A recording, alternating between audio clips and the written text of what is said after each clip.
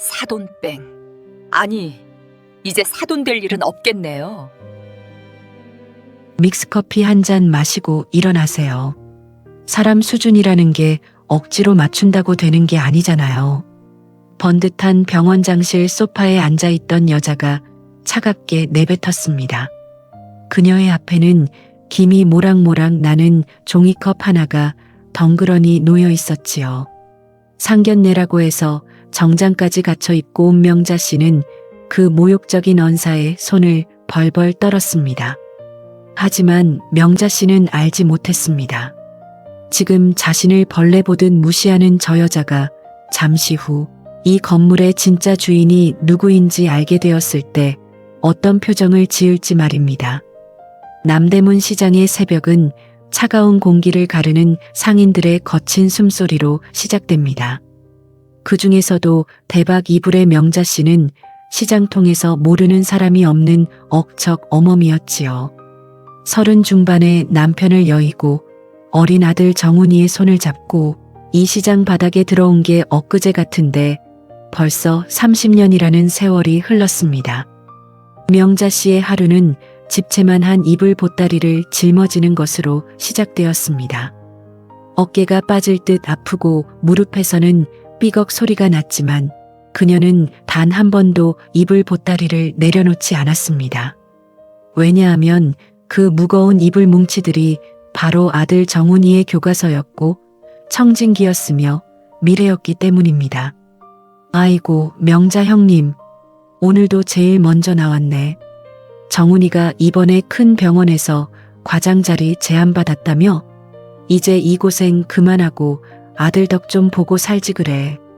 옆 가게 김 씨가 건네는 커피 한 잔에 명자 씨는 굽은 허리를 펴며 환하게 웃었습니다. 덕은 무슨 덕이야?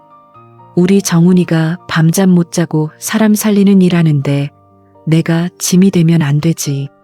나는 그저 이 이불 먼지나 털면서 아들 녀석 뜨끈한 밥이나 해주는 게 낙이야. 말은 그렇게 했어도 명자 씨의 마음은 구름 위를 걷는 기분이었습니다. 아들 정훈은 명자 씨의 유일한 훈장이었습니다. 남들은 개천에서 용 났다고 부러워했지만 그 용을 키우기 위해 명자 씨의 등은 활처럼 휘었고 손마디는 생강 뿌리처럼 굵어졌습니다. 그러던 어느 날 정훈이 수줍은 얼굴로 명자 씨의 손을 꼭 잡았습니다. 엄마, 저 결혼하고 싶은 사람이 생겼어요. 제가 일하는 병원 병원장님 댁 따님이에요. 이름은 지혜라고 하는데 참 고운 사람이에요. 명자 씨는 가슴이 철렁했습니다. 병원장 댁 따님이라니. 우리 아들이 장하기는 해도 시장 바닥에서 평생 이불이나 판 시어머니를 그쪽에서 반겨줄까 싶어 걱정부터 앞섰지요. 하지만 정훈은 지혜가 얼마나 소탈하고 따뜻한 사람인지 입이 마르도록 칭찬했습니다. 명자 씨는 아들의 안목을 믿기로 했습니다. 그래, 우리 정훈이가 고른 사람이면 오죽할까? 내가 부족해도 진심을 다하면 알아주겠지. 하지만 행복한 고민도 잠시 상견례 날짜를 잡으며 들려온 소식은 명자 씨의 기를 죽이기에 충분했습니다. 어머니, 장모님께서 상견례를 병원에서 하자고 하시네요. 아버님이 워낙 바쁘시기도 하고 병원장실이 조용하고 격식 차리기 좋다고요. 보통은 정갈한 식당에서 마주보는 법인데 일터인 병원에서 상견례를 하자는 제안에 명자 씨는 고개를 갸우뚱했습니다. 아무리 바빠도 그렇지 병원에서 상견례를 하나 싶었지만 명자 씨는 혹여나 아들의 입장이 곤란해질까 싶어 군말 없이 알겠다고 답했습니다. 상견례 당일 명자 씨는 시장 옷가게에서 가장 비싸고 점잖은 감색 정장을 한 벌 사입었습니다. 평소엔 아까워 바르지도 않던 분칠까지 뽀얗게 하고 거울 앞에 섰지요. 굵어진 손가락이 부끄러워 면장갑을 꼈다 벗었다 하며 몇 번이나 매무새를 다듬었습니다. 정훈아, 엄마 괜찮니? 아들 창피하게는 안 보이겠지? 아들의 팔짱을 끼고 병원 로비에 들어서는 명자 씨의 가슴은 방앗간 절구질하듯 쿵쾅거렸습니다. 으리으리한 병원 건물, 그리고 벽면에 크게 걸린 병원장의 사진. 그 사진 속 인물이 이제 곧 사돈이 될 사람이라는 생각에 명자 씨는 자꾸만 작아지는 자신을 느꼈습니다. 하지만 명자 씨는 몰랐습니다. 그 으리으리한 병원장실 문 뒤에서 믹스커피 한 잔보다 못한 멸시와 독설이 자신을 기다리고 있을 줄은 꿈에도 상상하지 못했지요. 명자 씨는 병원장실로 향하는 엘리베이터 안에서 자꾸만 소매 끝을 매만졌습니다. 거울에 비친 자신의 모습이 혹시나 시장 사람 같아 보이지는 않을까, 아들 정훈이의 얼굴에 먹칠하는 건 아닐까 싶어 숨조차 크게 쉬지 못했지요. 엘리베이터가 12층에 멈추고 문이 열리자 호텔보다 더 화려한 복도가 펼쳐졌습니다. 푹신한 카펫 위로 명자 씨의 낡은 구두가 푹푹 빠지는 기분이었지요. 정훈이 명자 씨의 떨리는 손을 다시 한번 꼭 잡았습니다. 엄마, 긴장하지 마세요. 지혜도 엄마 뵙는 거 많이 기대하고 있어요. 아들의 그 말 한마디가 명자 씨에게는 세상 무엇보다 든든한 지팡이였습니다. 병원장실 앞 육중한 문을 비서가 열어주자 안에서는 고급스러운 향나무 냄새가 났습니다. 그 너머로 보이는 넓은 창밖으로는 서울 시내가 한눈에 내려다 보였지요. 하지만 명자 씨의 시선을 붙잡은 것은 창밖 풍경이 아니라 상석에 꼿꼿하게 앉아 자신을 위아래로 훑어보는 한 여인이었습니다. 바로 정훈이의 예비장모, 병원장 부인이었지요. 그녀는 명자 씨가 방 안으로 들어섰음에도 자리에서 일어나기는커녕 찻잔을 만지작거리며 곁눈질로 명자 씨의 옷차림을 살폈습니다. 명자 씨는 얼른 고개를 숙여 인사했습니다. 안녕하십니까? 정훈이 애미입니다. 오늘 이렇게 귀한 자리 마련해 주셔서 감사합니다. 하지만 돌아오는 대답은 차가운 침묵이었습니다. 부인은 비서에게 턱끝으로 신호를 보냈습니다. 그러자 비서는 기다렸다는 듯 명자 씨 앞에 하얀 종이컵 하나를 내려놓았습니다. 그 안에는 김이 모락모락 나는 믹스커피가 담겨 있었지요. 정작 부인의 앞에는 화려한 문양이 그려진 고급 찻잔에 진한 홍차가 담겨 있었습니다. 앉으시죠. 시장에서 오시느라 고생하셨겠네. 우리 남편은 회진이 늦어져서 좀 기다려야 할 거예요. 그쪽 분들은 이런 달달한 커피 좋아하신다면서요? 우리 비서가 시장 사람들 입맛에 딱 맞게 타왔다니까 한 잔 마시면서 긴장 좀 푸세요.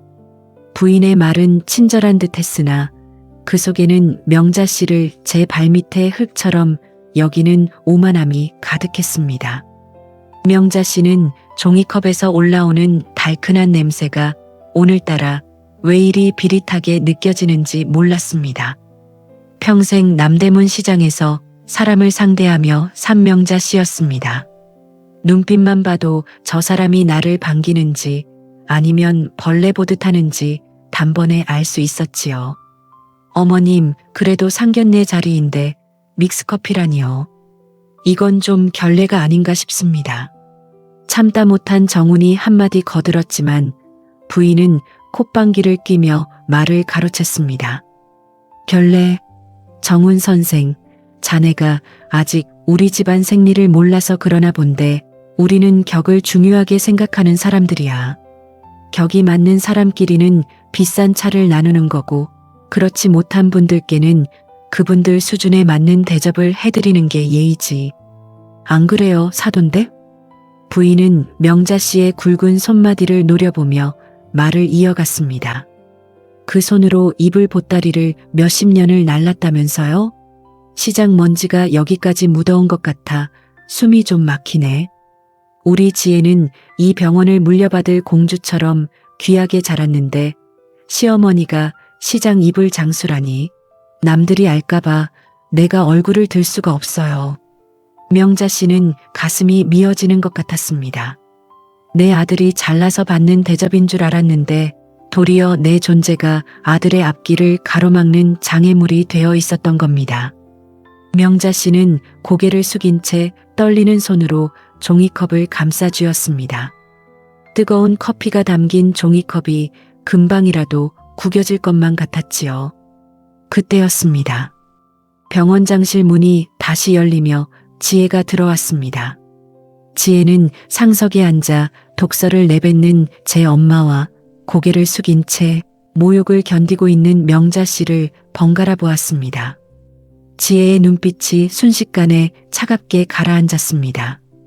지혜는 엄마가 내민 찻잔을 보란 듯이 치워버리고 명자 씨의 곁으로 다가가 그 거친 손을 덥석 잡았습니다.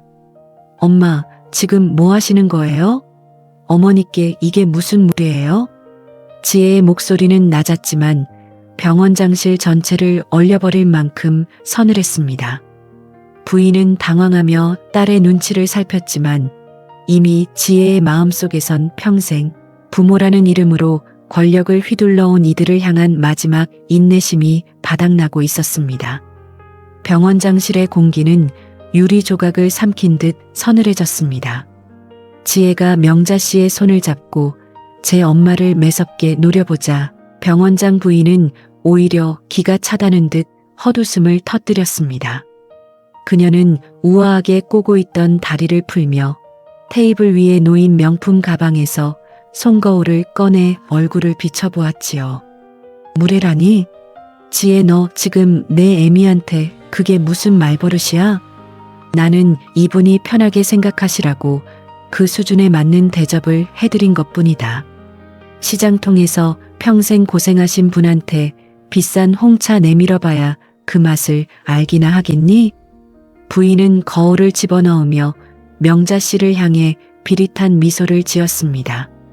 사돈댁, 내 말이 틀려요? 그쪽은 남대문 시장 바닥에서 사람 손때 묻은 돈 만지며 사셨겠지만 우리 집안은 태생부터가 달라요. 이 병원 건물 높이만큼이나 우리 지혜의 가치도 높은 법인데 우리 딸을 채가려고 들어? 명자 씨는 가슴이 방망이질 쳤습니다. 시장 비린내라는 말에 평생 자부심으로 버텨온 인생이 한순간에 무너져 내리는 기분이었지요. 어디서 시장 비린내를 묻히고 들어와서 명자 씨는 떨리는 목소리로 간신히 입을 뗐습니다. 부인, 제가 시장에서 장사를 하긴 했습니다만 부끄러운 짓 하며 돈 벌지 않았습니다.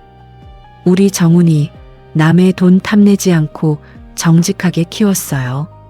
상견례 자리에서 이렇게까지 말씀하시는 건 정직? 호호, 사돈댁. 그 정직이라는 말, 참 가난한 사람들이 즐겨 쓰는 말이죠. 부인이 명자 씨의 말을 가차없이 잘랐습니다. 그쪽 아들이 의사가 된 건 우리 병원에 자리가 있었기 때문이고 우리 남편이 실력을 높게 봐줬기 때문이지 당신이 입을 팔아서 만든 게 아니에요. 착각하지 마세요. 자네 정훈 선생도 마찬가지야. 자네가 우리 사위가 되려는 건 결국 이 거대한 병원의 배경이 탐나서 아닌가? 옆에서 주먹을 꽉 쥐고 있던 정훈의 얼굴이 불그락푸르락 달아올랐습니다. 장모님, 제가 지혜를 사랑하는 마음을 그렇게 모독하지 마십시오.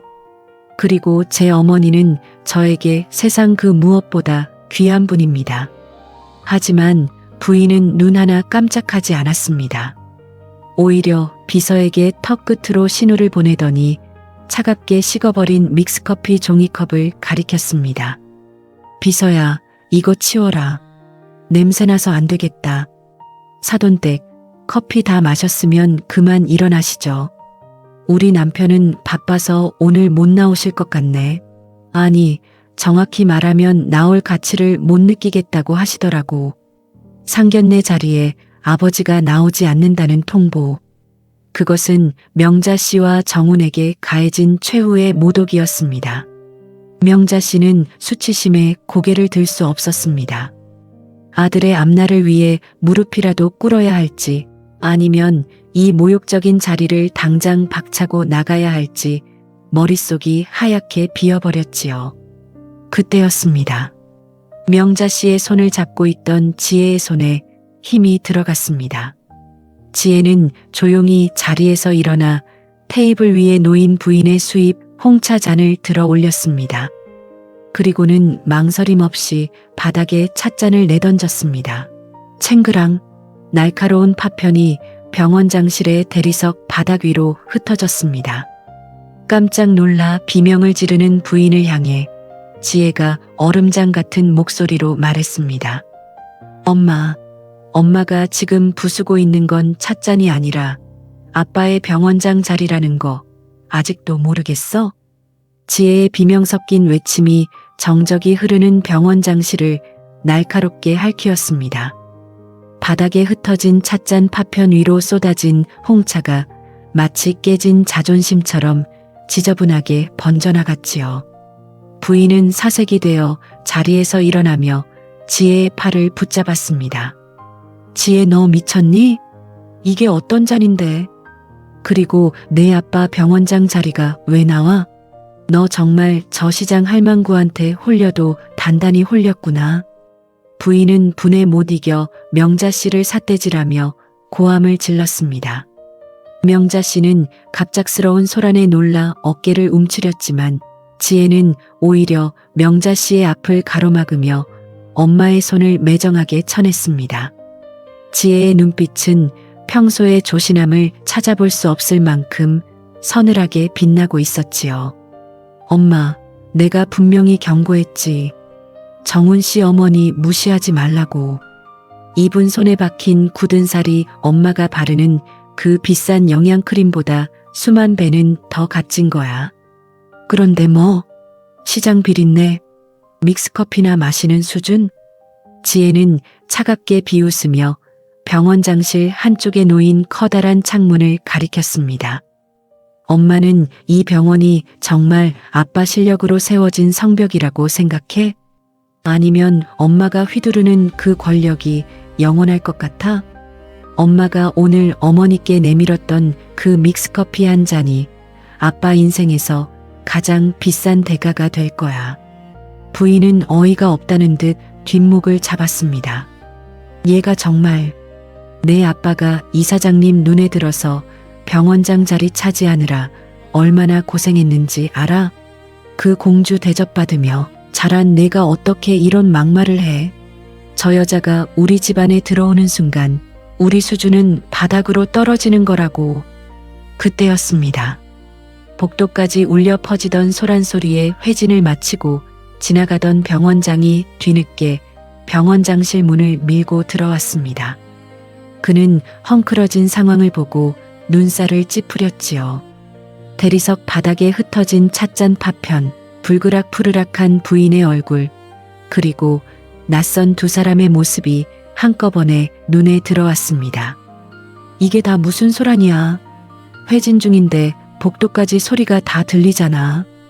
부인은 남편을 보자마자 매달리며 하소연을 시작했습니다.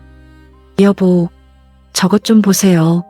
지혜가 저 시장 여자 편을 들면서 나한테 대들고 찻잔까지 깨뜨렸어요.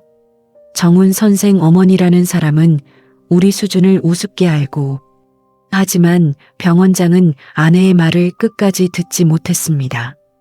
그의 시선은 아내가 아닌 딸 지혜의 손에 들린 서류 봉투에 꽂혀 있었기 때문이지요. 지혜는 천천히 서류 봉투에서 종이 한 장을 꺼내 아빠의 책상 위에 탁 올려두었습니다. 아빠 오셨어요? 마침 잘 됐네요. 할아버지께서 돌아가시면서 저한테 따로 남기신 유언장 복사본이에요. 이 건물의 지분 51%와 운영재단의 의결권이 누구에게 있는지 아빠는 이미 알고 계셨죠? 그동안 아빠가 병원장으로 계실 수 있었던 건 제가 아빠를 믿고 제 권한을 위임했기 때문이에요. 병원장의 얼굴이 순식간에 잿빛으로 변했습니다. 옆에서 씩씩거리던 부인 역시 지분 51%라는 말에 입을 떡 벌린 채 얼어붙었지요. 명자 씨는 영문도 모른 채 이 광경을 지켜보았습니다. 내 아들이 일하는 병원 건물의 진짜 주인이 지금 내 손을 잡고 있는 이 어린 아가씨였다니요. 지혜는 아빠를 향해 단호하게 선언했습니다. 아빠, 그리고 엄마. 오늘 상견례 자리에서 어머니께 하신 모욕, 절대로 그냥 넘어가지 않을 거예요. 사람 귀한 줄 모르는 분들께 이 병원의 경영을 맡길 수 없다는 할아버지의 뜻, 이제 제가 집행할게요. 아빠는 오늘부로 병원장 직무 정지입니다. 병원장실에는 무거운 침묵이 내려앉았습니다. 병원장의 손이 파들파들 떨리기 시작했고 부인은 믿을 수 없다는 듯 지혜를 쳐다보았습니다. 지혜는 오늘 그저 며느리 될 어머니를 만나러 왔을 뿐이었지요. 그런데 제 부모가 선을 넘어도 한참을 넘어버리니 지혜의 가슴속 깊은 곳에서 참고 또 참아왔던 무언가가 한꺼번에 터져버린 것이었습니다. 명자 씨는 떨리는 손으로 지혜의 손을 잡았습니다. 수치심으로 가득 찼던 병원장실의 공기가 이제는 정의로운 반전의 열기로 달궈지고 있었습니다. 병원장실은 마치 시간이 멈춘 듯 정적만이 감돌았습니다. 책상 위에 놓인 지분 51%와 의결권 위임, 철회라는 글자가 박힌 서류는 병원장 부부에게 그 어떤 사형 선고보다 무겁게 다가왔습니다. 병원장은 덜덜 떨리는 손으로 넥타이를 거칠게 풀어 헤쳤고 기고만장하던 부인은 다리에 힘이 풀린 듯 소파에 주저앉았습니다. 지혜야, 이게 정말 내가 쓴 서류가 맞니? 내가 어떻게 아빠한테 이럴 수 있어? 내가 이 병원을 위해 바친 청춘이 얼마인데? 병원장의 목소리는 이미 비굴하게 변해 있었습니다. 하지만 지혜는 단 한 걸음도 물러서지 않았습니다. 오히려 명자 씨의 어깨를 감싸 안으며 더욱 당당하게 고개를 들었지요. 아빠가 바친 건 청춘이 아니라 할아버지의 명성이었어요. 할아버지는 이 병원을 세울 때 가난한 환자들의 눈물을 닦아주는 곳이 되길 바라셨지, 아빠처럼 사돈댁의 직업을 비하하고 급을 나누는 오만의 성이 되길 바라지 않으셨어요. 오늘 엄마가 어머니께 내민 그 믹스커피가 아빠가 쌓아 올린 가짜 권력을 무너뜨린 거예요. 지혜의 어머니는 이제야 사태의 심각성을 깨달은 듯 바닥에 떨어진 찻잔 파편 사이로 명자 씨를 향해 기어오듯 다가왔습니다. 아유, 사돈댁. 내가 아까는 말이 좀 심했죠? 내가 워낙 성격이 불같아서 사실은 정훈 선생을 너무 아껴서 그런 거예요. 우리 농담한 거 아시죠? 예. 불과 몇 분 전만 해도 시장 비린내를 운운하던 입에서 나온 비굴한 변명에 명자 씨는 허망한 웃음이 나왔습니다. 명자 씨는 자신에게 매달리려는 부인의 손을 조심스럽게 밀어냈습니다. 평생 남대문 시장에서 사람 냄새 맡으며 살아온 명자 씨의 눈에는 지금 부인의 눈동자에 담긴 것이 미안함이 아니라 자리를 잃을까 두려워하는 공포뿐이라는 게 훤히 보였기 때문입니다. 부인, 나는 시장에서 이불을 팔면서 배운 게 하나 있어요. 속솜이 썩은 이불은 아무리 겉감을 비단으로 감싸도 결국 냄새가 난다는 거요. 부인께서 저에게 주신 믹스커피는 달았지만 부인 마음에서 나는 냄새는 참 쓰네요. 명자 씨의 차분한 일침에 병원장 부인은 얼굴이 화끈하게 달아올랐습니다. 지혜는 그런 엄마를 차갑게 외면하며 병원장실 내선 전화를 들어 올렸습니다. 행정팀장이죠? 지금 즉시 병원장실로 오세요. 이사회 소집 공고와 임시 경영체제 전환건으로 전달할 서류가 있습니다. 전화를 끊은 지혜는 정훈을 바라보았습니다. 정훈 역시 이 믿기지 않는 반전에 놀라 있었지만 지혜의 눈빛 속에 담긴 굳은 결의를 보며 고개를 끄덕였습니다. 정훈 씨, 사직서 준비하지 마세요. 정훈 씨가 꿈꾸던 진짜 사람 살리는 병원, 이제 제가 만들 거예요. 그 시작에 정훈 씨와 어머니가 함께 해주셨으면 좋겠어요. 잠시 후 병원 행정팀장과 이사진들이 사색이 되어 병원장실로 들이닥쳤습니다. 그들은 상석에 앉아있는 지혜와 바닥에 주저앉은 병원장 부부를 보며 상황을 직감했습니다. 회장님 부르셨습니까? 행정팀장의 입에서 나온 회장님이라는 호칭이 병원장실 벽을 타고 명자 씨의 귓가에 맴돌았습니다. 명자 씨는 자신의 손을 꼭 잡고 있는 이 여린 아가씨가 사실은 이 거대한 왕국의 진짜 주인이라는 사실을 비로소 온몸으로 실감했습니다. 행정팀장의 입에서 터져나온 회장님이라는 단어는 병원장실 안의 모든 공기를 얼어붙게 만들었습니다. 정적을 깬 것은 병원장 부인의 비명이었습니다. 그녀는 믿을 수 없다는 듯 자신의 귀를 의심하며 행정팀장에게 달려들었지요. 행정팀장, 지금 누구더러 회장님이라는 거야? 여기가 어디라고 감히 그런 소리를 해? 이 병원장은 내 남편이라고. 하지만 행정팀장은 부인의 손을 차갑게 뿌리쳤습니다. 그리고는 지혜를 향해 정중하게 고개를 숙이며 서류 뭉치를 내밀었지요.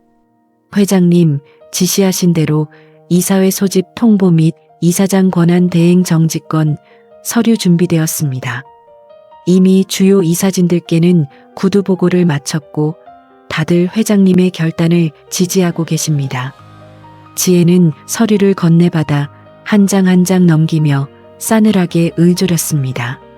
아빠, 아니, 전임 병원장님. 할아버지께서 이 병원을 저에게 맡기시며 하신 말씀이 있어요. 의술은 인술이지만 경영은 상술이 되어서는 안 된다고요. 그런데 아빠는 지난 5년간 제 대리인으로 있으면서 재단 기금을 개인 별장을 사는데 유용하고 실력 있는 의사들을 아빠의 명성을 쌓는 도구로만 이용하셨죠. 그 모든 증거 제 손안에 있습니다. 병원장은 자리에 털썩 주저앉았습니다. 그의 얼굴은 핏기가 가신 채 사시나무 떨듯 떨리고 있었지요. 권위의 상징이었던 하얀 가운이 오늘따라 왜 이리 초라해 보이는지 명자 씨는 그 모습을 보며 혀를 끌끌 찼습니다. 불과 1시간 전 자신을 벌레 보듯 무시하던 그 위세는 온데간데 없고 오직 추한 욕심에 찌든 한 남자의 민낯만 남아 있었습니다. 지혜는 명자 씨의 손을 잡고 자리에서 일어났습니다. 어머니, 이제 그만 가요. 이런 천박한 냄새가 나는 곳에 어머니를 더 모시고 있을 수 없네요. 제가 세상에서 가장 따뜻하고 귀한 차 대접해 드릴게요. 지혜가 명자 씨를 이끌고 문으로 향하자 사색이 된 병원장 부인이 명자 씨의 옷자락을 붙잡으며 매달렸습니다. 사돈댁, 내가 잘못했어요. 내가 입이 10개라도 할 말이 없네. 지혜 좀 말려줘요. 저것이 미쳤나 봐. 우리 집안 망하면 정훈 선생한테도 좋을 게 없잖아요.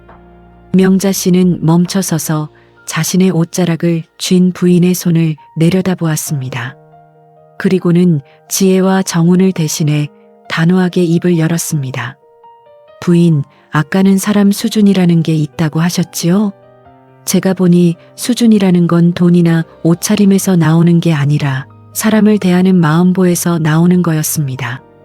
당신들이 내 아들을 탐낸 건 그 실력이 아니라 당신들의 허영심을 채워줄 도구가 필요해서였겠지요. 하지만 내 아들은 도구가 아니라 사람입니다. 당신들 같은 분들에게 내 귀한 아들 보낼 수 없으니 이 옷자락 놓으세요. 명자 씨가 부인의 손을 뿌리치자 지혜는 비서들에게 명령했습니다. 병원장 부부를 당장 밖으로 안내해드려. 오늘부로 이 병원장실은 폐쇄한다. 모든 짐은 내일까지 집으로 보낼 테니 다시는 내 허락 없이 2층에 발들이지 마세요. 보안 요원들에게 끌려나가는 부부의 비명 섞인 통곡이 복도 끝까지 울려 퍼졌습니다. 병원 로비로 내려오는 엘리베이터 안에서 명자 씨는 비로소 참았던 숨을 길게 내뱉었습니다. 으리으리한 대리석 벽과 높은 천장이 더 이상 무섭지 않았습니다. 로비에 도착하자 수많은 직원이 지혜를 향해 고개를 숙였습니다. 지혜는 그들 틈을 지나 정문 밖으로 당당하게 걸어나갔습니다. 병원 입구 환한 햇살 아래 선 명자 씨는 자신을 위해 모든 것을 내던진 지혜의 손을 꼭 쥐었습니다. 지혜야, 고맙다. 내 살다 이런 통쾌한 일은 처음이구나. 하지만 내 마음도 많이 아프겠지. 명자 씨의 걱정에 지혜는 눈물을 글썽이며 웃어 보였습니다. 아니요, 어머니. 저 오늘처럼 행복한 날이 없어요. 이제 정말로 따뜻한 이불 속으로 들어가는 기분이에요. 가요, 어머니. 남대문 시장으로요. 세 사람을 태운 차가 병원을 빠져나가 번잡한 도심 속으로 사라졌습니다. 남대문 시장의 좁은 골목은 늘 그렇듯 활기가 넘쳤습니다. 이불 뭉치를 든 배달 오토바이가 아슬아슬하게 지나가고 상인들의 우렁찬 목소리가 사방에서 들려왔지요. 지혜의 고급 승용차가 골목 입구에 멈춰 서자 시장 상인들이 너도나도 고개를 내밀고 구경을 시작했습니다. 어이구, 명자 형님, 상견례 간다더니 왜 벌써 왔어? 차는 또 왜 이렇게 번쩍거려? 옆 가게 과일 장수 박 씨가 호기심 가득한 눈으로 묻자 명자 씨는 쑥스러운 듯 옷매무새를 가다듬으며 내렸습니다. 지혜와 정훈이 차례로 차에서 내리자 시장 골목이 순식간에 환해지는 듯 했습니다. 대박 이불 가게 안으로 들어서자 천장까지 쌓인 알록달록한 이불 뭉치들이 지혜를 반겼습니다. 지혜는 거부감은커녕 오히려 깊은 안도의 한숨을 내쉬며 가게 안쪽 낡은 전기장판 위에 자리를 잡고 앉았습니다. 어머니, 이 이불 냄새 정말 좋아요. 병원 소독약 냄새보다 100배는 더 포근해요. 지혜의 말에 명자 씨는 서둘러 가게 한 구석에 놓인 가스버너에 물을 올렸습니다. 아이고, 지혜야. 이런 누추한 곳에 회장님을 모셔도 되는지 모르겠다. 내가 정신이 하나도 없어서 대접할 것도 없네. 명자 씨는 투박한 양은 쟁반에 따뜻한 보리차 3잔을 담아왔습니다. 그리고는 아까 병원장실에서 미처 마시지 못했던 믹스커피 생각이 났는지 잠시 손을 멈추고 지혜와 아들을 번갈아 보았습니다. 내가 시장에서 이불이나 판 게 죄는 아닌데 아까 병원장 부인이 그 소리를 할 때는 정말 가슴이 칼로 베이는 것 같더라. 우리 정훈이가 나 때문에 고개도 못 들고 있는 거 아닌가 싶어서 애미 마음이 갈기갈기 찢어졌어. 명자 씨의 목소리가 가늘게 떨렸습니다. 시장 바닥에서 30해 넘게 버텨온 억척 어머니였지만 자식의 앞길을 막았을지도 모른다는 자책감만큼은 이겨내기 힘들었던 모양입니다. 정훈이 명자 씨의 거친 손을 꼭 잡았습니다.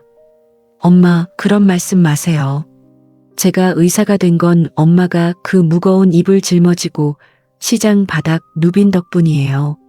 전 단 한 번도 엄마가 부끄러운 적 없었어요. 오히려 그 사람들 오만함이 부끄러웠을 뿐이에요. 지혜 역시 명자 씨의 곁으로 바짝 다가앉았습니다. 어머니, 할아버지께서 저에게 이 건물을 주신 건 저를 부자로 만들려고 하신 게 아니에요. 사람 귀한 줄 아는 사람을 곁에 두고 그 따뜻함을 배우라고 주신 거예요. 전 오늘 어머니의 그 당당한 모습 보면서 제가 할아버지가 원하셨던 그 길을 제대로 찾았다는 확신이 들었어요. 세 사람이 보리차를 나누어 마시며 마음을 다독이는 사이 가게 밖이 다시 소란스러워졌습니다. 안에 있는 거 다 알아. 당장 문 열어. 밖에서 들려온 목소리는 시장 상인의 것이 아니었습니다. 바로 지혜의 어머니, 병원장 부인이었습니다.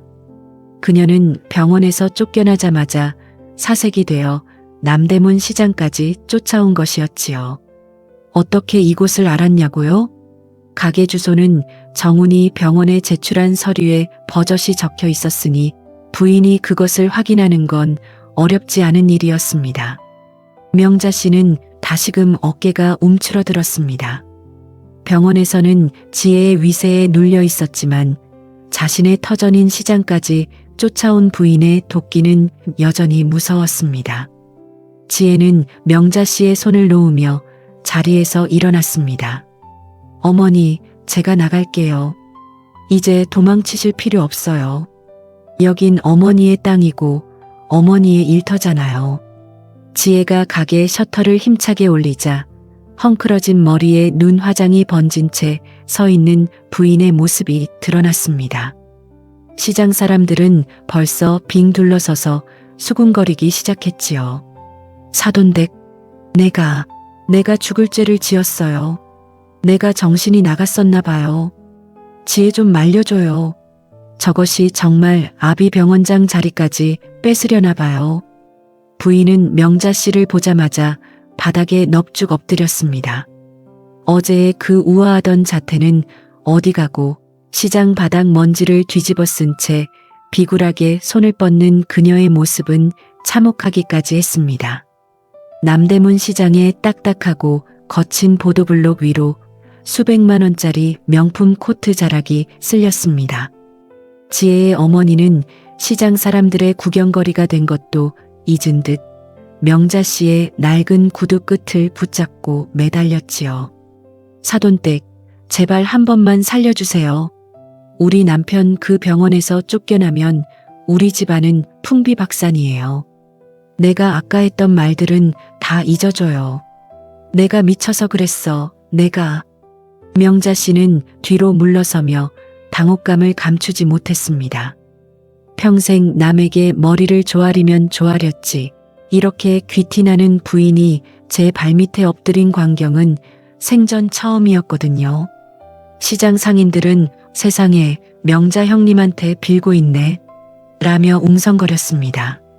명자 씨는 떨리는 숨을 몰아쉬며 부인을 내려다보았습니다. 아까 병원장실에서 느꼈던 그 지독한 모멸감이 다시금 떠올랐지요. 종이컵에 담긴 믹스커피를 보며 비웃던 그 서늘한 눈빛이 이제는 공포와 비굴함으로 얼룩져 있었습니다. 명자 씨는 천천히 부인의 손을 떼어냈습니다. 부인, 일어나세요. 남들 다 보는 데서 이게 무슨 추태입니까? 시장 사람들이 무섭지도 않으세요? 명자 씨의 목소리는 낮았지만 단단했습니다. 부인은 얼굴이 화끈거리는지 고개를 들지 못했지요. 그 옆에서 지혜가 차가운 시선으로 자기 엄마를 내려다보며 말했습니다. 엄마, 그만해. 여기서 빌어봐야 달라지는 거 없어. 엄마가 무릎 꿇어야 할 대상은 어머니의 직업이 아니라 엄마가 짓밟은 어머니의 진심이야. 그런데 엄마는 지금도 아빠 자리 잃을까봐, 돈줄 끊길까봐 연기하고 있잖아. 그게 더 역겨워. 지혜의 일침에 부인은 비명을 지르듯 소리쳤습니다.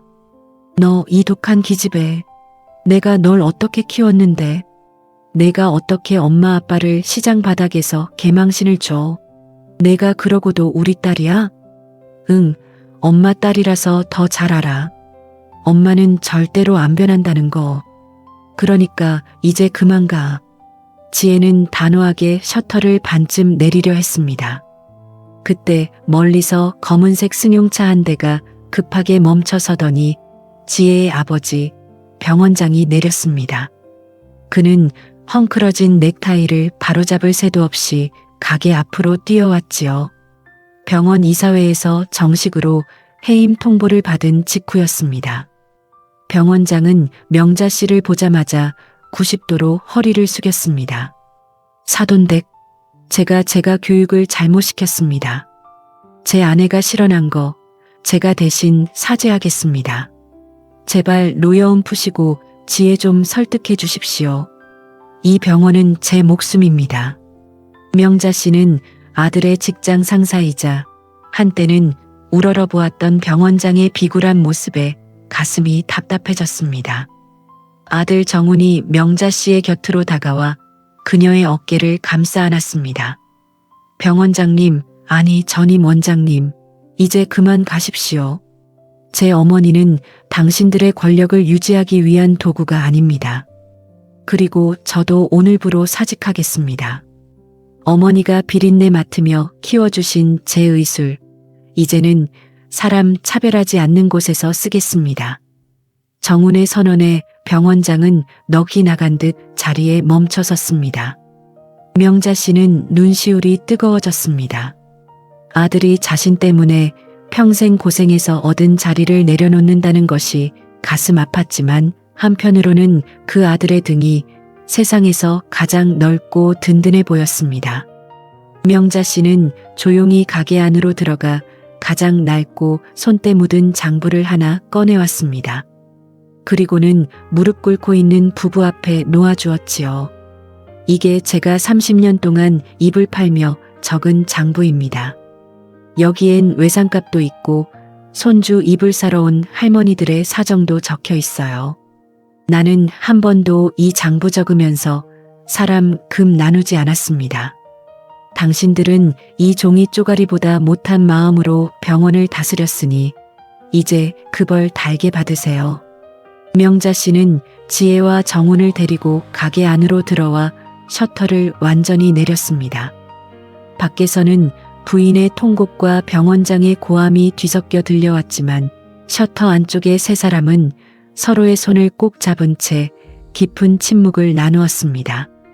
가게 안쪽 좁은 방 안에서 명자 씨는 참았던 눈물을 참지 못하고 아들의 등에 얼굴을 묻었습니다. 그것은 서러움의 눈물이 아니라 평생의 짐을 비로소 내려놓은 자의 뜨거운 안도였습니다. 시장 골목을 뒤흔들던 소동이 폭풍 후 지나가듯 잠잠해졌습니다. 셔터 밖에서는 여전히 웅성거리는 상인들의 소리가 들려왔지만 대박 이불 가게 안은 오직 보리차 끓는 김소리만이 정적을 메우고 있었지요. 명자 씨는 젖은 눈가를 손등으로 닦아내며 지혜를 바라보았습니다. 지혜야, 내 부모님 저러고 계시는데 정말 괜찮은 거냐? 이 애미 마음이 참 편치가 않구나. 내 속이 시원하다가도 내 얼굴만 보면 가슴이 덜컥 내려앉아. 명자 씨의 걱정에 지혜는 미소를 지으며 명자 씨의 무릎가에 앉았습니다. 지혜는 명자 씨가 평생 이불을 꿰매느라 굳은 살이 박인 손을 자신의 뺨에 갖다 대었지요. 어머니, 전 정말 괜찮아요. 할아버지께서 저에게 이 건물을 물려주시면서 하신 말씀이 있어요. 지혜야, 돈은 사람을 살리는 데 쓰면 복이 되지만 사람 위에 서려고 쓰면 독이 된다고요. 우리 아빠는 그 독에 취해 계셨던 거예요. 제가 지금 뺏지 않으면 아빠는 평생 그 독에서 깨어나지 못하셨을 거예요. 지혜의 목소리는 떨림없이 단단했습니다. 명자 씨는 그 어린 몸 어디에 그런 강단이 숨어 있었는지 대견하기만 했습니다. 그때 정훈이 가게 구석에서 무언가 서류 뭉치를 정리하며 입을 열었습니다. 엄마, 지혜가 단순히 건물만 가진 게 아니에요.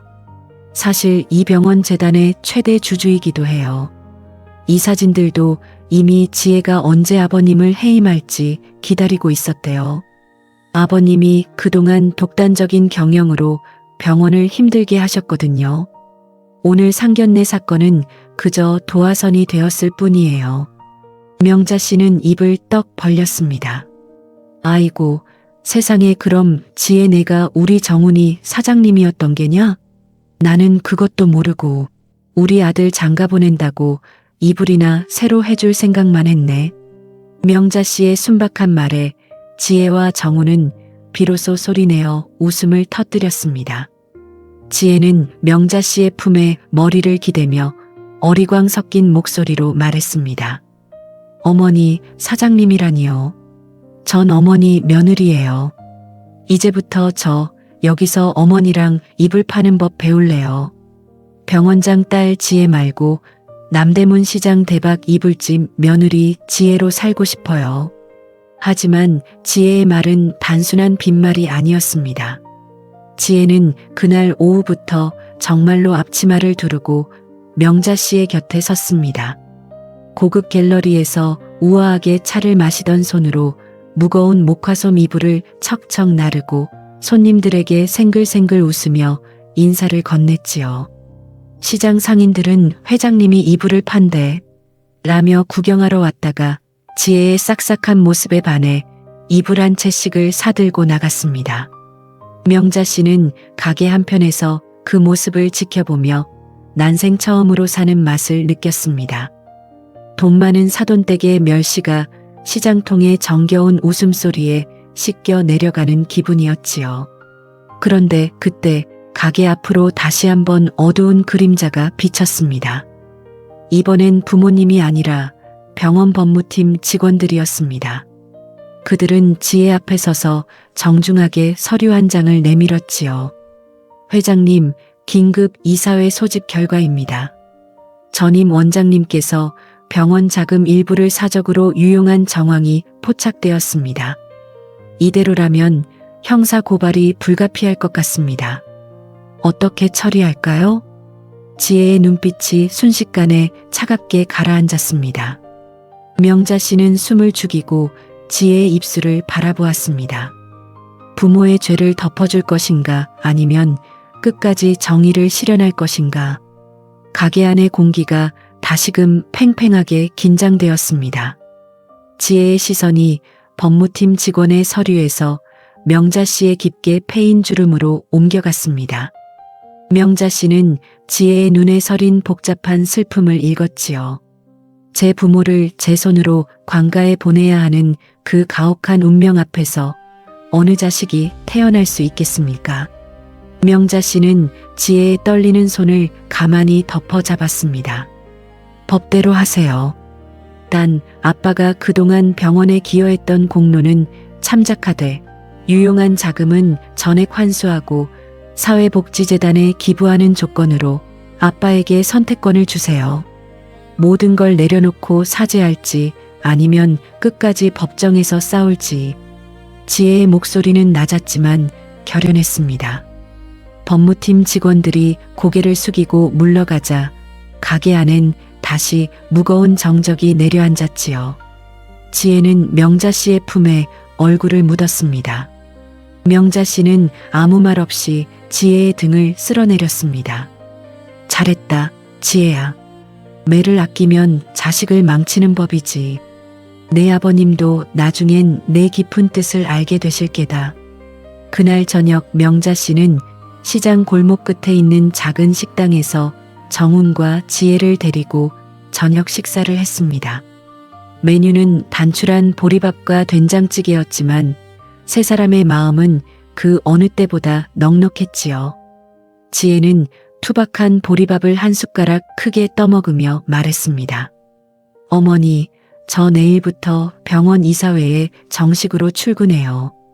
아빠가 망가뜨린 병원 체계를 바로잡고 정훈 씨처럼 실력 있는 의사들이 대우받는 곳으로 만들 거예요.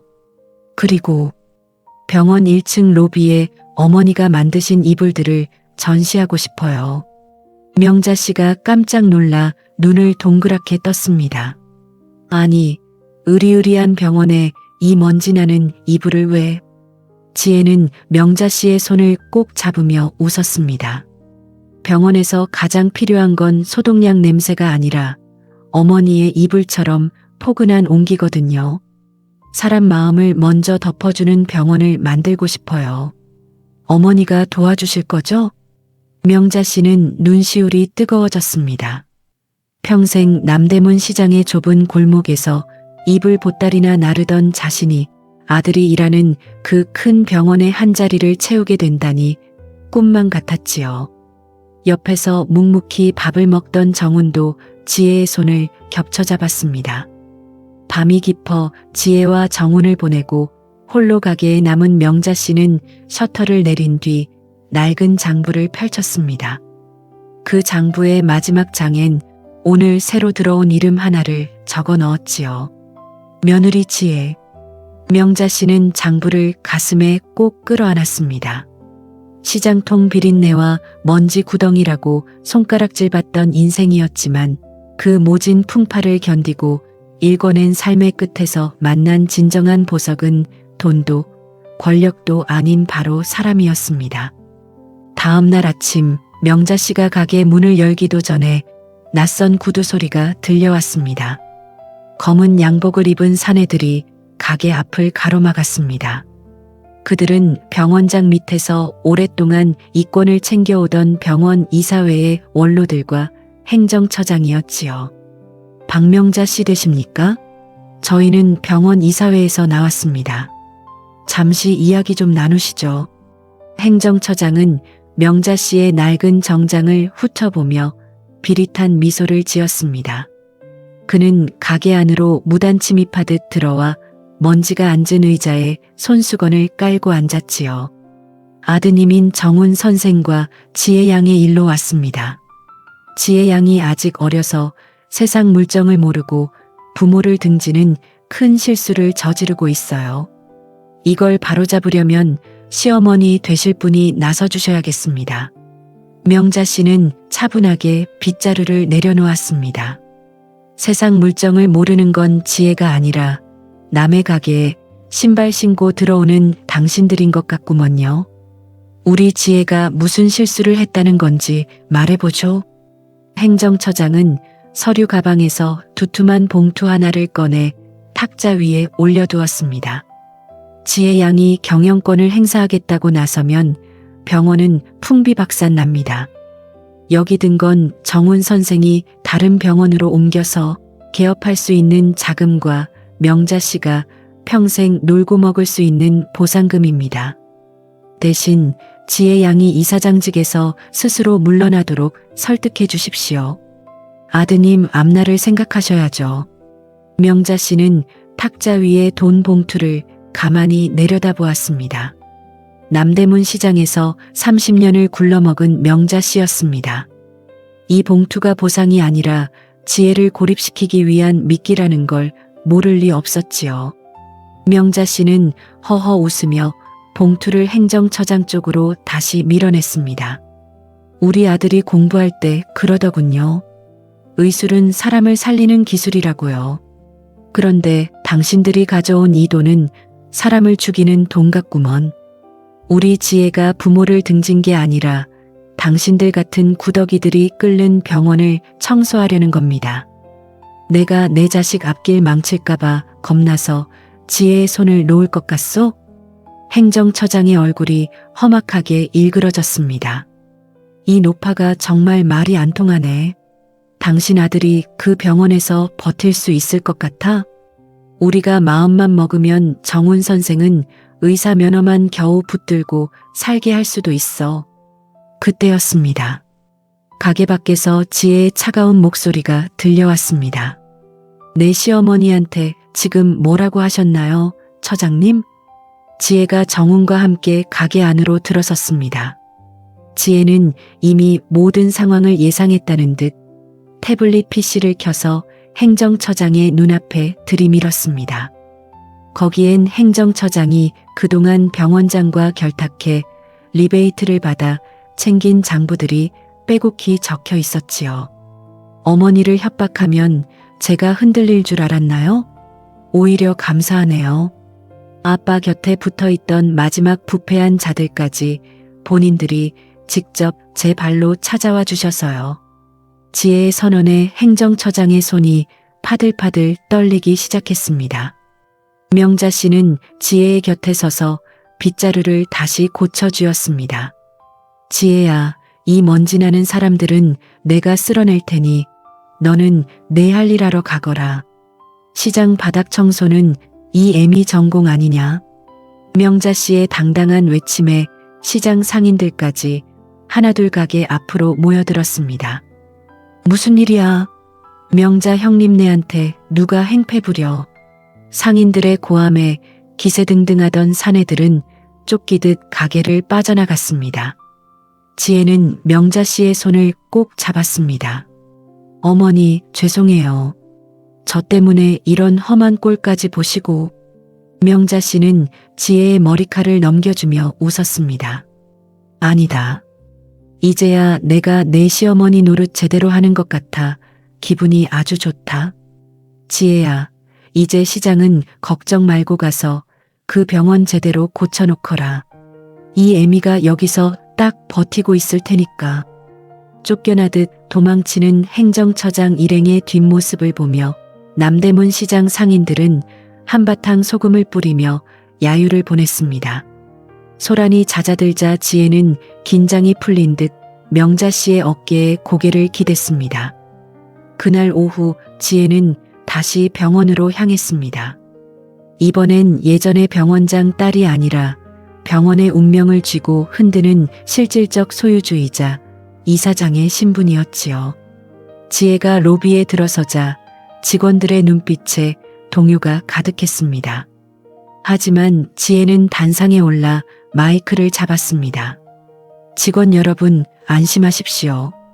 저는 오늘부로 병원 내의 모든 부당한 인사와 비리 자금을 동결했습니다. 또한 전임 병원장의 독단으로 삭감되었던 간호사분들과 현장 인력들의 복지를 최우선으로 복구할 것을 약속드립니다. 우리 병원은 이제 누군가의 왕국이 아니라 환자와 의료진의 집이 될 것입니다. 지혜의 목소리는 스피커를 타고 병원 구석구석, 병실 하나하나까지 울려 퍼졌습니다. 그동안 숨죽여 지냈던 젊은 의사들과 간호사들 사이에서 박수가 터져나왔지요. 한편 그 시각 강남의 저택에서 지혜의 부모님은 지옥 같은 나날을 보내고 있었습니다. 모든 경영권이 박탈되고 카드 결제까지 정지되자 병원장 부인은 신경안정제 없이는 잠도 이루지 못했지요. 여보, 이대로는 못 살아. 지혜 저 기집애가 정말 우리를 길바닥에 나앉게 할 작정인가 봐. 병원 법무팀에서 당신 비자금 장부까지 들이밀었다며 병원장은 넋이 나간 채 소파에 파묻혀 있었습니다. 나도 방법이 없어. 지혜가 가진 건물 지분이랑 할아버지 유언장이 너무 완벽해. 이 사진들도 이미 지혜 편으로 돌아섰단 말이야. 그렇게 며칠이 흘렀습니다. 밥도 제대로 먹지 못하고 잠도 이루지 못하는 밤들이 쌓여가면서 병원장은 조금씩 달라지기 시작했습니다. 화려한 병원장실 대신 텅 빈 거실에 앉아 있으니 그동안 자신이 놓치고 살아온 것들이 하나씩 눈에 들어왔습니다.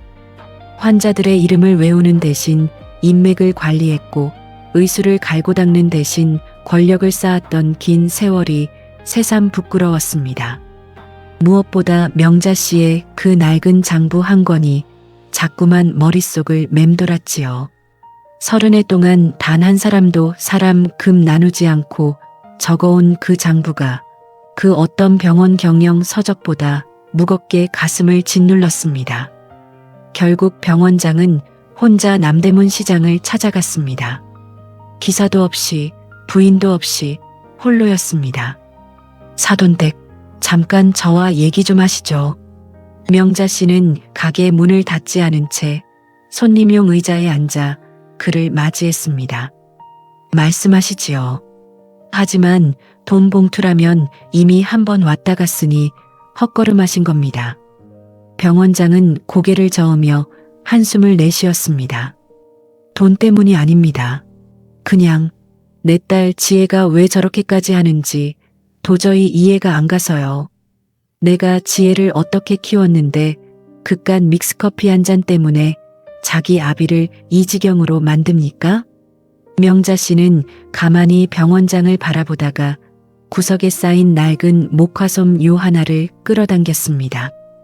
병원장님, 이 이불이 왜 무거운 줄 아십니까? 솜이 꽉 차서가 아닙니다. 이 안에 사람의 사연이 담겨서 무거운 겁니다. 지혜가 화난 건 커피 때문이 아니에요. 당신이 사람의 마음을 종이컵 버리듯 가볍게 여겼기 때문입니다. 지혜는 지금 당신을 무너뜨리는 게 아니라 당신이 잃어버린 사람을 찾아주려는 거예요. 명자 씨의 묵직한 일침에 병원장은 입을 떼지 못했습니다. 평생 공부하고 높은 자리에만 앉아있던 그에게 시장 상인 명자 씨의 말은 그 어떤 의학 서적보다 날카롭게 심장을 파고들었지요. 긴 침묵이 흘렀습니다. 가서 지혜를 믿어보세요. 그 아이는 당신보다 훨씬 더 큰 병원을 만들 겁니다. 당신이 자랑스러워할 수 있는 진짜 병원을요. 명자 씨의 배웅을 받으며 가게를 나서는 병원장의 뒷모습 위로 노을이 길게 드리워졌습니다. 다음 날 병원 대회의실에서는 긴급 이사회가 소집되었습니다. 전임 원장의 해임안과 신임 병원장 선임, 그리고 시민 자문위원회 신설건이 안건으로 올라왔지요. 지혜는 명자 씨의 손을 꼭 잡고 회의실 문을 열었습니다. 수십 명의 이사와 원로 의사들이 싸늘한 눈빛으로 명자 씨를 훑어보았습니다. 아니, 이사장님, 아무리 그래도 시장 상인을 병원 운영의 자문으로 모시다니요. 이건 우리 병원의 격을 떨어뜨리는 일입니다. 원로 이사 한 명이 탁자를 치며 소리쳤습니다. 그때 명자 씨가 천천히 자리에서 일어나 마이크 앞에 섰습니다. 명자 씨는 시장에서 늘 입던 앞치마 대신 지혜가 선물한 정갈한 블라우스를 입고 있었지만 손마디에 굳은 살은 감추지 않았습니다.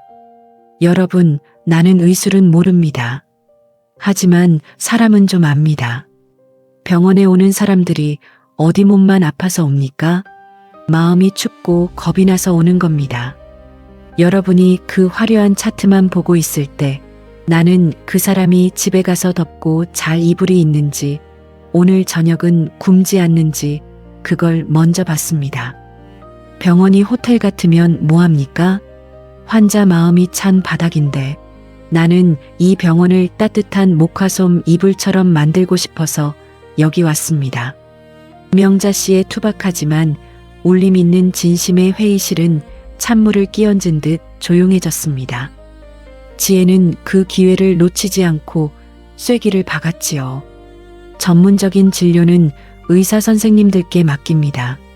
하지만 이 병원이 누구를 위해 존재하는지 그 기본을 감시하는 눈은 가장 낮은 곳에 있던 분이어야 합니다. 그것이 제가 이사장으로서 내린 결단입니다. 결국 이사회는 압도적인 찬성으로 안건을 통과시켰습니다. 정우는 실력과 인품을 인정받아 최연소 병원장으로 추대되었고 명자 씨는 병원 역사상 최초의 시민자문위원장으로 위촉되었습니다. 회의실을 나오는 길 명자 씨는 복도에 걸린 자신의 위촉장 사진을 보며 쑥스러운 듯 웃었습니다. 지혜야, 나 정말 잘한 거 맞니? 내일 남대문 시장 사람들이 알면 기절초풍하겠구나. 지혜는 명자 씨의 팔짱을 끼며 환하게 웃었습니다. 어머니, 이제 시작이에요. 내일부터는 저랑 같이 시장으로 출근하셔야죠. 그리고 지혜는 빈말을 하지 않았습니다.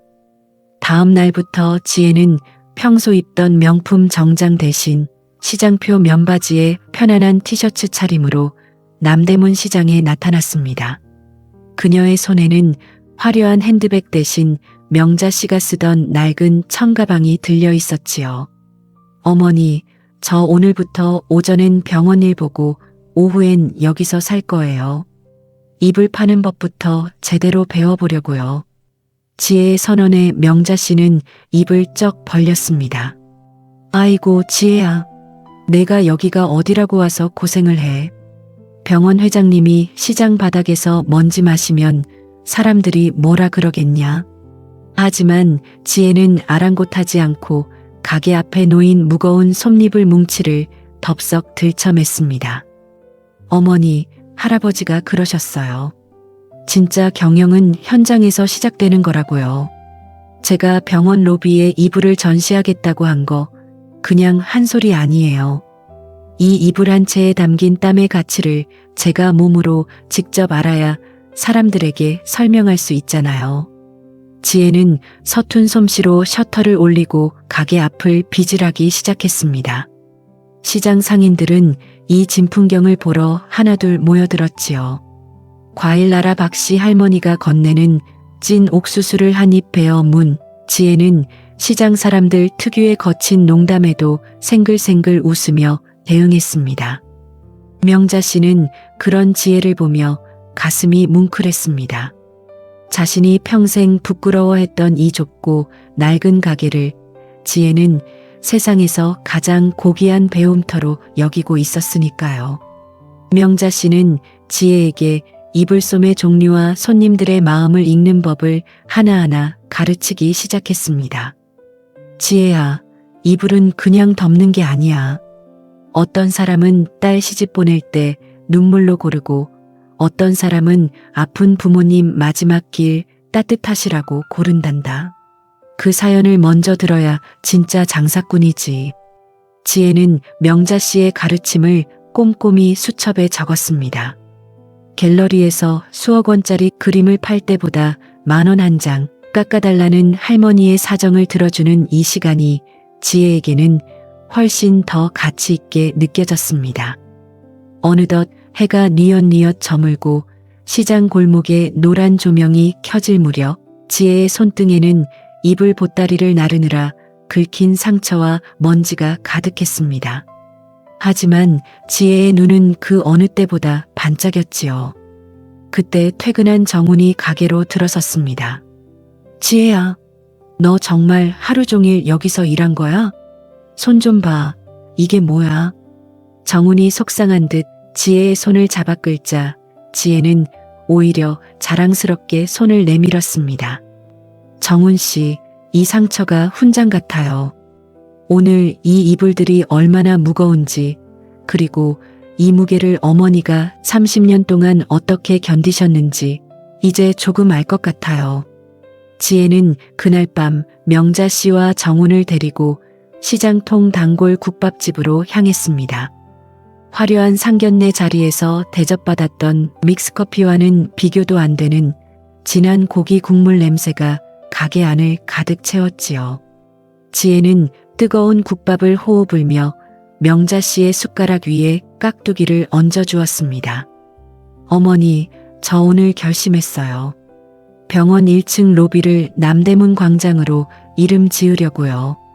거기서 우리 시장 상인분들 건강검진도 해드리고 어머니가 만드신 이불도 전시해서 환자들이 집처럼 편하게 쉴 수 있게 할 거예요. 병원 문턱을 낮추는 거, 그게 제가 할 첫 번째 개혁이에요. 명자 씨는 국밥을 먹다 말고 멈칫했습니다. 지혜야, 고맙다. 정말 고마워. 내가 이불 판 세월이 하나도 억울하지가 않구나. 명자 씨의 눈에서 떨어진 눈물 한 방울이 국밥 그릇에 톡 떨어졌습니다. 지혜는 명자 씨의 어깨를 꼭 안아주었습니다. 그 무렵 병원 지하 세탁실에서는 한 가지 변화가 일어나고 있었습니다. 지혜의 선고를 들은 뒤 며칠을 번민하던 병원장 부부가 조용히 병원 봉사자 신청서를 내밀었습니다. 담당 직원은 이름을 보고 2번 눈을 껌뻑였지만 지혜의 지시대로 아무 말 없이 접수를 했지요. 처음 세탁실에 발을 들인 날 병원장 부인은 환자들이 쓰다 온 이불 냄새에 코를 막고 뒷걸음질 쳤습니다. 그러나 그 이불들을 한 채 한 채 펼치다 보니 거기엔 각자의 삶이 고스란히 배어 있었습니다. 누군가의 마지막 밤을 함께한 자리. 부인은 그날 저녁 집에 돌아와 처음으로 소리 없이 울었습니다. 명자 씨가 왜 그 낡은 장부를 가슴에 안고 살아왔는지 그제야 조금씩 알 것 같았습니다. 그렇게 한 주가 지나고 한 달이 지났습니다. 땀범벅이 된 채 이불 뭉치를 나르는 중년 부부의 손이 조금씩 단단해졌습니다. 병원장은 세탁기 앞에서 땀을 닦으며 웃었습니다. 여보, 이 이불은 솜이 좀 뭉쳤네. 명자 형님한테 가서 다시 박음질 좀 해달라고 해야겠어. 부인의 말투에는 이제 오만함 대신 소박한 생활감이 묻어났습니다. 그들은 퇴근하면 남대문 시장으로 향하는 날이 많아졌습니다. 명자 씨의 가게에서 국수를 삶고 손님들에게 이불을 파는 일이 조금씩 그들의 일상이 되어갔습니다. 명자 씨는 처음엔 그들을 경계했지만 진짜 땀 냄새가 배기 시작한 사람은 알아볼 수 있었습니다. 어느 날 부인이 손먼지를 뒤집어 쓰고 손님에게 허리를 굽혀 인사하는 모습을 보며 명자 씨는 조용히 보리차 한 잔을 건넸습니다. 말은 없었지만 그것으로 충분했습니다. 그리고 1년이 흘렀습니다. 명자 씨의 칠순 잔칫날, 남대문 시장 골목은 잔치 분위기로 들썩였습니다. 병원 직원들과 시장 상인들이 한데 어우러져 막걸리 잔을 부딪혔지요. 병원 1층 로비에는 남대문 쉼터라는 편말과 함께 명자 씨가 직접 만든 형형색색의 포근한 이불들이 놓인 평상이 마련되어 있었고, 환자들은 거기 앉아 담소를 나누고 시장 상인들이 기증한 신선한 과일을 나누어 먹었습니다. 지혜는 명자 씨에게 새롭게 지은 최고급 명주 이불을 선물했습니다. 어머니, 이 이불은 제가 직접 바느질했어요. 어머니가 가르쳐 주신 대로 사람 마음을 덮어준다는 생각으로요. 명자 씨는 지혜를 꼭 끌어안았습니다. 지혜야, 너는 내 며느리가 아니라 하늘이 내게 준 선물이다. 내 인생 마지막에 이런 복을 누릴 줄 누가 알았겠니? 그때 지혜의 부모님이 명자 씨 앞에 섰습니다. 1년 전에 그 위세등등하던 모습은 온데간데였고, 두 사람의 손에는 세탁실에서 굳은 살이 배겨 있었습니다. 그들은 정중하게 허리를 숙여 절을 올렸습니다. 형님, 그때 그 믹스커피 사건 정말 죄송했습니다. 형님 덕분에 저희가 진짜 인생을 배웠습니다. 고맙습니다. 명자 씨는 잠시 그들을 바라보았습니다. 무릎 꿇고 싹싹 빌던 그날의 그 사람들이 아니었습니다. 구차하지 않고 떳떳하게 고개를 숙이는 눈빛이었습니다. 명자 씨는 그들의 손을 잡고 환하게 웃었습니다. 에이 사돈들, 지나간 일은 다 이불먼지 털듯 털어버립시다. 이제 우리 다 같이 뜨끈한 국수나 한 그릇 합시다. 잔치 한복판, 지혜와 정훈 그리고 명자 씨와 사돈들까지 모두가 한 테이블에 앉아 웃음꽃을 피웠습니다.